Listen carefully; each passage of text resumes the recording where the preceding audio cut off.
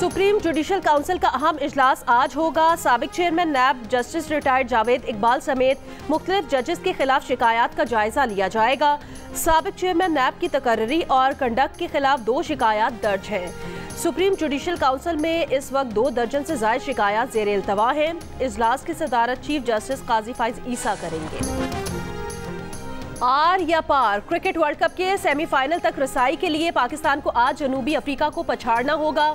Mega event का अहम match अपने नाम करने के लिए टीम पाकिस्तान पुरअज़्म। चेन्नई में प्रैक्टिस के दौरान शाहीनों की जनूबी अफ्रीकी batters de Kock, Hendricks, vendor Dussen और को जकड़ने की प्लानिंग। रबादा, जेनसन, महाराज और तब्रेज के खिलाफ रन्स बनाने की मंसूबाबंदी। अब्दुल्ला कप्तान बाबर आजम कहते हैं, हम बहुत बार नीचे से ऊपर उठे हैं और जब उठते हैं तो सीधा टॉप पर जाते हैं। तमाम खिलाड़ी एक दूसरे के साथ रहेंगे तो आसानी होगी। हमें एक दूसरे से कंधा मिलाकर चलना है। टीम ने पहले भी करके दिखाया है, हम कम बैक कर सकते हैं। वर्ल्ड कप का सेमीफाइनल कौन सी 4 टीमें खेलेंगी, सूरत-ए-हाल अब तक वाज़ेह ना हो सकी। पाकिस्तान के लास्ट 4 में जगह बनाने के लिए आसान सा फॉर्मूला ये है कि पाकिस्तान अपने चारों मैचेस जीत ले। अगर पाकिस्तान 3 मैचेस जीता तो रन रेट भी बेहतर करना होगा। पाकिस्तान 2 मैचेस जीतकर भी सेमीफाइनल में पहुंच सकता है, लेकिन ये एक मौजज़ा होगा। वर्ल्ड कप में 5 मैचेस जीतने वाला भारत भी अभी तक सेमीफाइनल में नहीं पहुंचा है और ना 5 में से 4 मैचेस हारने के बाद इंग्लैंड सेमीफाइनल की दौड़ से बाहर हुआ है। अगर मगर की सूरत-ए-हाल बरकरार है, मेगा इवेंट में अगर भारत, न्यूजीलैंड और जनूबी अफ्रीका ने सेमीफाइनल के लिए क्वालिफाई किया तो चौथी टीम के लिए पाकिस्तान, ऑस्ट्रेलिया, श्रीलंका और इंग्लैंड में रस्साकशी होगी। पॉइंट्स टेबल पर भारत 10 पॉइंट्स के साथ टॉप पर है, जनूबी अफ्रीका दूसरे और न्यूजीलैंड तीसरे नंबर पर है। ऑस्ट्रेलिया 6 पॉइंट्स के साथ चौथे, श्रीलंका 5वें और पाकिस्तान 6ठे नंबर पर है।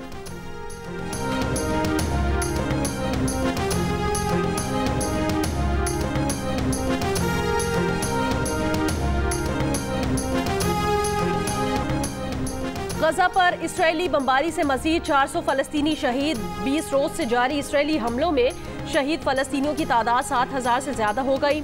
शोहदा में 3000 से ज्यादा बच्चे और 1700 से जायद खवातीन शामिल। मारे गए सहाफियों की तादाद 27 हो गई। तबाह मकानात के मलबे में 2000 अफराद दबे होने का खदशा। हमास के तर्जुमान का कहना है, इस्राएली बमबारी में अब तक 50 यरगमाली भी हलाक हो चुके हैं। इस्राएली बमबारी से तबाही पर फलस्तीनी हुकूमत का कहना है, गजा में 50% रिहायशी इमारतें मुकम्मल तबाह हो चुकी हैं। बिजली और तिबी सामान ना होने के सबब 34% अस्पताल बंद करना पड़ गए। अक़वाम मुत्तहिदा का कहना है कि गजा में कोई मकाम भी महफूज नहीं है।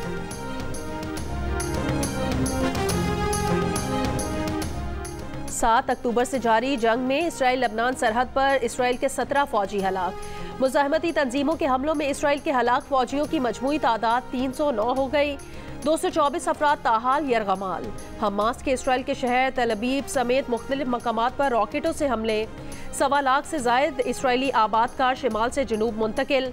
अमरीका और इसराइल की जानिब से धमकियों पर हिजबुल्लाह ने वाज़े किया कि दुनिया के तमाम लड़ाका बहरी बेड़े भी आ जाएं तो हिजबुल्लाह को हमास की हिमायत से दस्तबरदार नहीं करा सकते।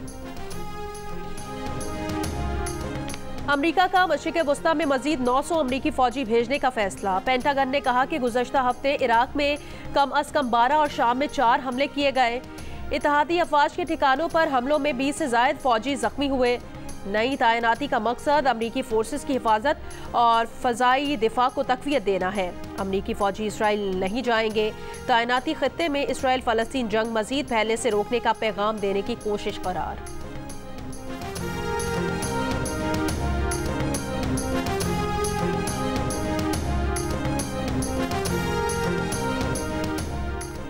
न्यूयॉर्क में जारी अक़वाम मुत्तहिदा जनरल असम्बली का हंगामी इजलास अब तक गजा में इसराइली जारियत रुकवाने के लिए कोई ठोस इक़दाम करने में नाकाम।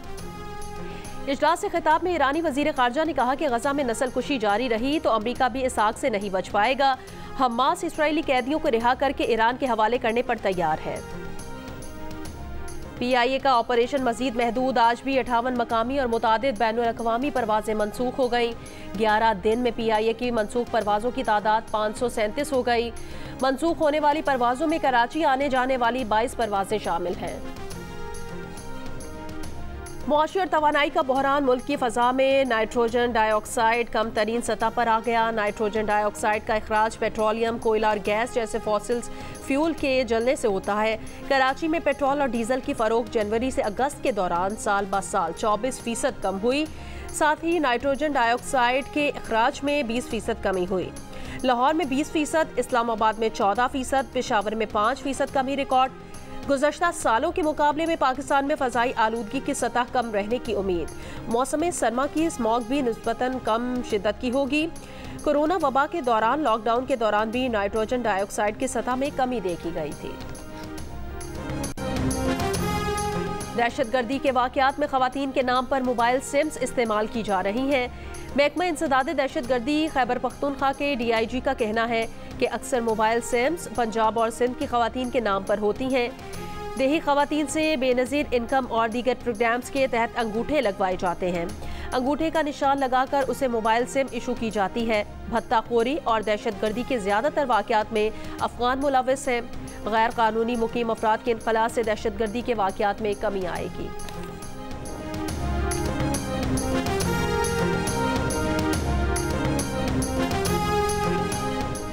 इस्लामाबाद हाई कोर्ट ने चेयरमैन PTI के साइफर केस का ट्रायल रोकने की दरखास्त मुस्तरद कर दी। साइफर केस में फर्द जुर्म आयद करने के खिलाफ दरखास्त निपटाते हुए कहा, चेयरमैन PTI को शफाफ ट्रायल का हक दिया जाए। ऑफिशियल सीक्रेट एक्ट के तहत कायम इसी मुकदमे में चेयरमैन PTI की जमानत पर रिहाई की दरखास्त पर फैसला आज सुनाया जाएगा। सजाओं के खिलाफ नवाज शरीफ की अपीलें बहाल, अदालत में सरेंडर करने पर इश्तिहारी नहीं रहे। नैब को जमानत पर भी एतराज़ नहीं। इस्लामाबाद हाई कोर्ट ने अल अजीजिया और एवन फील्ड रेफरेंसेस में सजा के खिलाफ नवाज शरीफ की अपीलें बहाल कर दी। नैब के प्रोसिक्यूटर जनरल ने अदालत में कहा, ना दरखास्तों की बहाली पर एतराज़ है, ना जमानत पर। इश्तिहारी ने अदालत में सरेंडर कर दिया है तो उनकी अपील बहाल होनी चाहिए। प्रोसिक्यूटर की जिम्मेदारी है कि अगर कोई शहादत मुलजिम के हक में जाए तो उसे भी न छुपाए। जस्टिस मियां गुल हसन औरंगजेब ने रिमार्क्स दिए कि प्रोसिक्यूटर जनरल नैब ने बड़ी वाज़ेह पोजीशन ले ली है। चीफ जस्टिस आमिर फारूक ने पूछा कि अपील बहाल हुई तो जमानत का स्टेटस क्या होगा। प्रोसिक्यूटर जनरल नैब ने कहा कि आप अपील कुनंदा से दोबारा जमानती मचलके ले लें। समाअत के बाद साबिक वजीर कानून आजम नज़ीर तारड़ ने दावा किया कि नवाज शरीफ की जमानत भी हो गई है। पेशी के मौके पर शहबाज शरीफ और पार्टी के दीगर सीनियर रहनुमा भी मौजूद थे।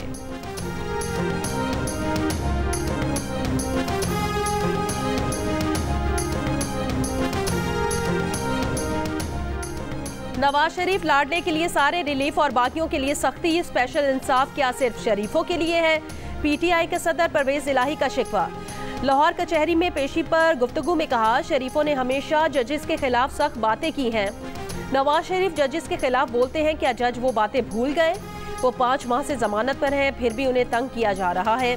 इंसाफ तो वो है जिसको अवाम तस्लीम करे और इंसाफ होता नजर भी आए। पंजाब असम्बली में भर्तियों के मुकदमे में अदालत ने परवेज इलाही का 2 दिन का जिस्मानी रिमांड मंजूर कर लिया।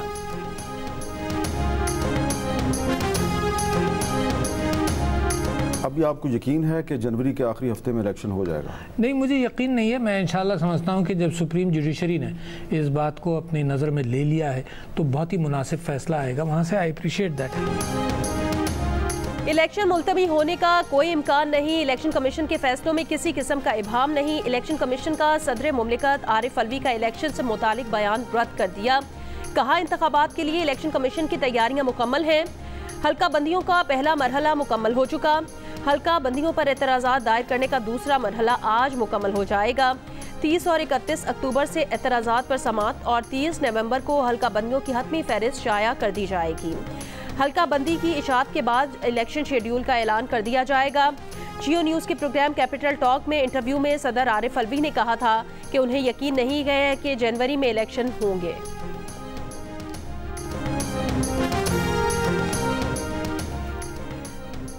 पूरी उम्मीद है कि इंतखाबात वक्त पर होंगे। नून लीग के सदर शहबाज शरीफ ने मीडिया के सवाल पर जवाब देते हुए कहा, नवाज शरीफ नैब का सियासी इस्तेमाल बंद करने की तजवीज़ से मुत्तफिक है।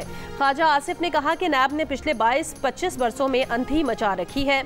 इलेक्शन के बाद आने वाली हुकूमत को संजीदगी से गौर करना होगा कि नैब का क्या किया जाए। तहरीक इंसाफ के रहनुमाओं असद कैसर और अली मोहम्मद खान की मौलाना फजलुर रहमान से मुलाकात। ज़राए के मुताबिक मुलाकात में मुल्क की सियासी सूरत हाल समेत अहम उमूर पर तबादला ख्याल किया गया। तहरीक इंसाफ के वफ्द ने मौलाना फजलुर रहमान की इमामत में नमाज भी अदा की। मुलाकात के बाद असद कैसर ने कहा, चेयरमैन PTI समेत सबकी मर्जी इस मुलाकात में शामिल थी। हम फातह खानी के लिए आए थे, आज कोई सियासी बात नहीं हुई। ग्रैंड डायलॉग इलेक्शन के बाद होना चाहिए, ख्वाजा आसिफ की प्रोग्राम आज शाहजेब खानजादा के साथ में गुफ्तगू। कहा, नवाज शरीफ ने सियासी जमातों को भी बात करने की दावत दी है। नवाज शरीफ की तकरीर के तनाजुर में हम सबको राइट साइड पर होना चाहिए। अगर सब मुल्क के राइट साइड पर हों तो सारी चीज़ें तय हो सकती हैं। इलेक्शन के बाद गुमगू की कैफियत खत्म होगी। इलेक्शन मसाइल का हल है।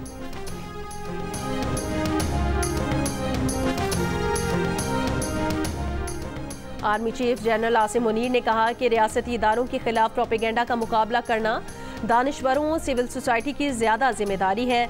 अवाम खुसूसन नौजवान नस्ल रियासती इदारों के खिलाफ प्रोपेगेंडा का मुकाबला यकीनी बनाए। फ़ौज अवाम की बेहतरी के लिए रियासत के दीगर इदारों से मिलकर मुख्तलिफ शोबों में मसरूफ़ अमल है।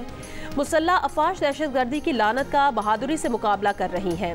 सिक्योरिटी इंटेलिजेंस इदारे दुश्मन क़ुव्वतों की मुसलसल कोशिशों के बावजूद बहादुरी से मुकाबला कर रही हैं। पाकिस्तानी अवाम के मुसलसल ताउन से इंशाअल्लाह कामयाबी हमारा मुक़द्दर होगी। भारतीय फोर्सेस की जफरवाल सेक्टर में क्वाडकॉप्टर ड्रोन से दरअंदाजी की कोशिश। पाकिस्तानी फोर्सेस ने बर्वक्त कार्रवाई करते हुए भारतीय कोशिश नाकाम बना दी। भारतीय फोर्सेस ने नाकामी छुपाने के लिए पाकिस्तानी पोस्टों पर बिला इश्तियाल फायरिंग की। पाक फौज ने भारतीय जारियत का भरपूर जवाब दिया। मकबूजा कश्मीर पर भारतीय कब्जे की तल्ख याद में मुजफ्फराबाद में मशलबरदार रैली। जम्मू और कश्मीर के बड़े हिस्से पर भारत के गासिबाना कब्जे को 76 साल हो गए। निगरां वज़ीर आज़म अनवारुल हक काकड़ का यौम सियाह कश्मीर के मौके पर पैगाम। कहा, 27 अक्टूबर 1947 को भारत ने अपनी फ़ौजों को मकबूजा कश्मीर में उतारा। भारत ने 5 अगस्त 2019 से एक मज़मूम मुहिम का आगाज़ कर रखा है। ये गैर कानूनी इक़दामात सलामती काउंसिल की करारदादों और जिनेवा कन्वेंशन की खिलाफ वर्जी है। अमरीकी रियासत कैलिफोर्निया के शहर रिचमंड में फ़लस्तीन के हक़ में करारदाद 5-1 से मंजूर कर ली गई। रिचमंड सिटी काउंसिल में गज़ा अवाम की हिमायत में बिल पेश किया गया। बिल में इसराइल पर नस्ली और इज्तिमाई सज़ा का इल्ज़ाम लगाया गया। करारदाद में जंगबंदी और गज़ा में इंसानी इमदाद की फराहमी का मुतालबा। ये वोट गज़ा अवाम के लिए किसी अमरीकी शहरी की हिमायत का पहला मुजाहिरा है। गज़ा पर इसराइली बर्बरियत के खिलाफ दुनिया भर से आवाज़ें उठने का सिलसिला जारी। न्यूयॉर्क की वॉल स्ट्रीट पर गज़ा के मजलूम बासियों के साथ इजहार यकजहती। मुजाहिरीन ने हाथों में प्लेकार्ड्स उठा रखे थे और इसराइली जारियत के खिलाफ नारेबाजी कर रहे थे। ब्रसेल्स में यूरोपीय रहनुमाओं के इजलास के मकाम के सामने एहतजाज किया गया।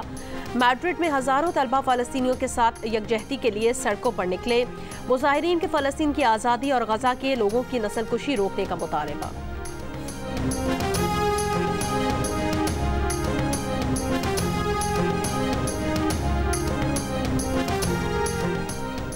अमरीकी पुलिस ने रियासत में 20 अफराद को कत्ल करने वाले मुलजिम का घेराव कर लिया। रॉबर्ट केट को हथियार फेंककर घर से बाहर आने का हुक्म। मुलजिम अमरीकी फौज का साबिक एहलकार निकला। मुमकिना तौर पर साबिक पार्टनर की तलाश में क्लब आया था जहां फायरिंग की।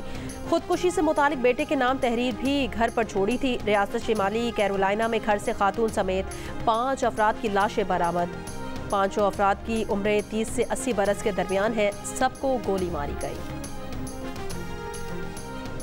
कतर की अदालत ने भारतीय नेवी के 8 साबिक एहलकारों को सजाए मौत सुना दी। भारतीय मीडिया के मुताबिक साबिक भारतीय नेवी एहलकारों को इसराइल के लिए जासूसी के इल्जाम में कतर में गुज़श्ता साल गिरफ्तार किया गया था। भारतीय हुकूमत का कहना है कि फैसले को कतरी हुकाम के सामने उठाएंगे। भारतीय मीडिया के मुताबिक भारतीय बहरिया के साबिक एहलकार कतरी बहरिया के लिए सामान बनाने वाली कंपनी में काम कर रहे थे। जनूबी कोरिया के क़याम की सालगिरह के मौके पर इस्लामाबाद में तकरीब। कोरिया के सफ़ीर की रिहाइशगाह पर मुनक्किद तकरीब में गवर्नर सिंध समेत सियासी और समाजी शख्सियात की शिरकत। गवर्नर सिंध ने कोरिया के सफ़ीर पाक की जुन के साथ केक भी काटा। दुबई, अबू धाबी और शारजा समेत मुत्तहिदा अरब अमारात की मुख्तलिफ रियासतों में मूसलाधार बारिशों के साथ कई मकामात पर यालाबारी का सिलसिला भी जारी रहा। कई मकामात पर हद निगाह कम रही। अमाराती महकमा मौसमियात की आज भी मजीद बारिश की पेशगोई।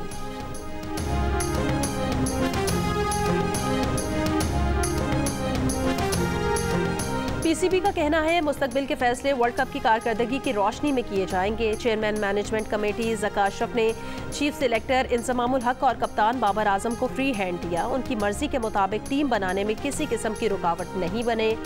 वर्ल्ड कप में सब्ज हिलाली परचम की सरबुलंदी के लिए अच्छे खेल के लिए पुरुमीद हैं। कौमी टीम शिकस्त भूलकर आने वाले मैचेस में अच्छे खेल का मुजाहरा करेगी। पीसीबी की शायकीन और क्रिकेटर से पाकिस्तान टीम को सपोर्ट करने की अपील।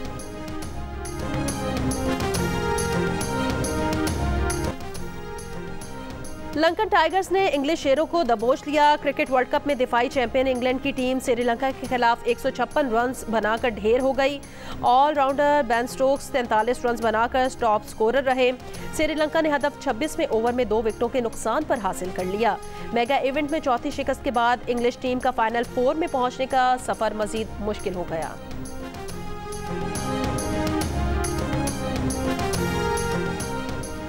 हारना मना है में हुए वर्ल्ड कप क्रिकेट पर तज्जिए और तबसरे। क्रिकेटर इमाद वसीम का कहना था श्रीलंका ने इंग्लैंड के खिलाफ बॉलिंग बहुत अच्छी की। साबिक क्रिकेटर अब्दुल रज़ाक का कहना था श्रीलंका ने पिच के मुताबिक बॉलिंग की, इसलिए इंग्लैंड का कोई खिलाड़ी नहीं चला।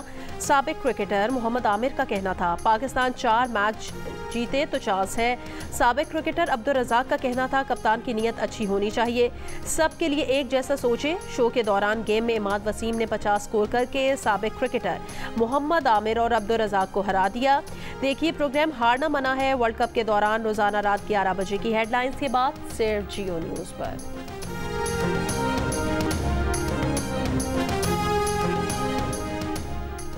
और जदीद टेक्नोलॉजी से आरास्ता रिश्ता ऐप दिल का रिश्ता दिलों को जोड़ने के मिशन पर सोशल मीडिया पर रूस के ज़करिया और पाकिस्तान के ज़ैनब की शादी की धूम मच गई। पाकिस्तानी लड़की से बेटे की शादी की ख्वाहिश ज़करिया की वालदा के दिल में दबी थी। दिल का रिश्ता ने पूरी कर दी। सारिफीन के एतमाद ने दिल का रिश्ता को पाकिस्तान की नंबर 1 रिश्ता ऐप बना दिया।